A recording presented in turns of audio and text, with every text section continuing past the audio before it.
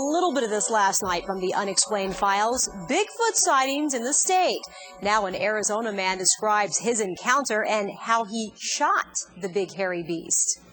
I hadn't seen him since 1981. This is not a place Roger Peterson particularly wants to be, but I have to come back out here and face it. Here is in the hot June desert west of Gila Bend. It is one of these, a Bigfoot Peterson claims to have seen.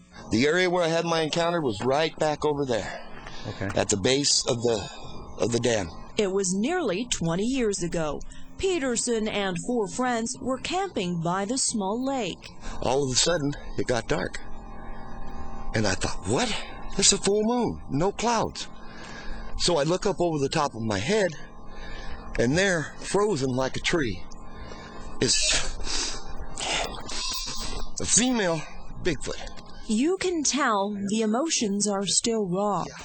Peterson says his friend saw another one appear and charge at them. He says there was no choice but to fire his rifle. After that, we heard it crash through the tree line, and it screamed, a god-awful scream.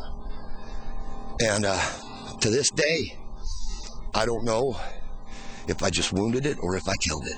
He's come back to the area several times since then.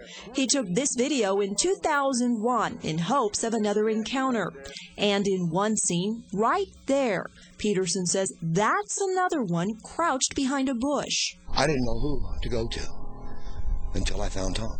And I've been hoaxed 3 times. Tom Biscardi hunts for Bigfoot full-time. And sure, there have been fakes, plenty of them over the years. But since devoting his life to the search back in the 1970s, he says he knows how to tell a hoax. And when it comes to Roger Peterson, Biscardi says something happened for sure. This guy happens to be credible.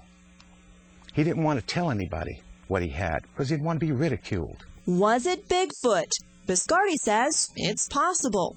Take a look at these petroglyphs in Gila Bend. Dating back 100 to 1,000 years ago, some show a being that walks upright, taller than man.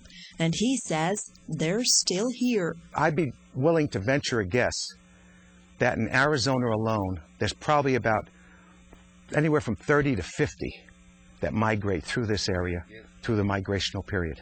When we come back, the migration of the Bigfoot creature, the footprints they leave behind, and the sounds they make, and the DNA tests on a strange artifact.